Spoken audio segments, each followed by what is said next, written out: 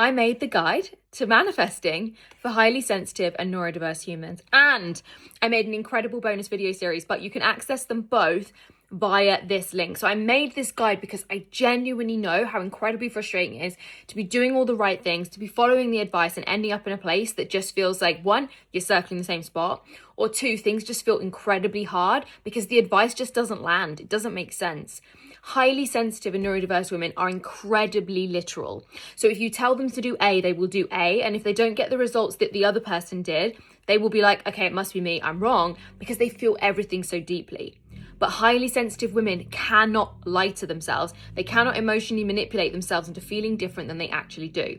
And so making this guide was the way to help you make manifesting easy, to make manifesting yours. So if you want to get the guide, you can check out the link below and on the next slide. And I just freaking know you're going to love it. But what I really saw from it was that there was a massive gap, because the advice that highly sensitive and neurodiverse women are being given, and I say specifically women just because I am a woman, I understand what it's like to be a woman, is wrong. It's wrong for them, and it's wrong for a number of ways.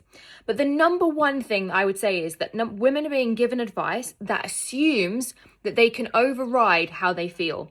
So most personal development, most professional development, in fact, most manifesting advice is based on feeling different than you actually feel in order to change your reality.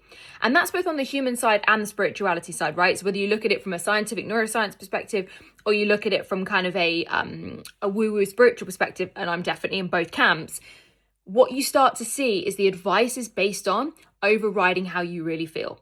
But highly sensitive and neurodiverse women cannot emotionally lie to themselves.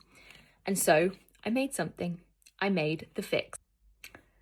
Okay, so here it is. Highly sensitive women are getting frustrated AF. And it's because they are being given advice that simply isn't meant for them. Now, over the last 2 years, I have been compiling things clients have said to me, things people have said in discovery calls, posts I've seen, conversations with like friends, because let's face it, anyone that's in my world and in my space is either highly sensitive or neurodiverse.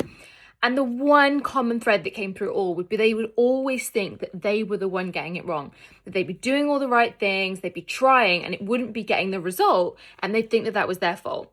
And what I started to realize was the most common place that this came up was around business, but not just business, specifically around manifesting. So not just around kind of like having a business and running it and doing the right things, but actually allowing it to be successful, allowing themselves to be abundant, and then manifesting things that weren't about working hours to get paid hours. And so it led to a combination of things.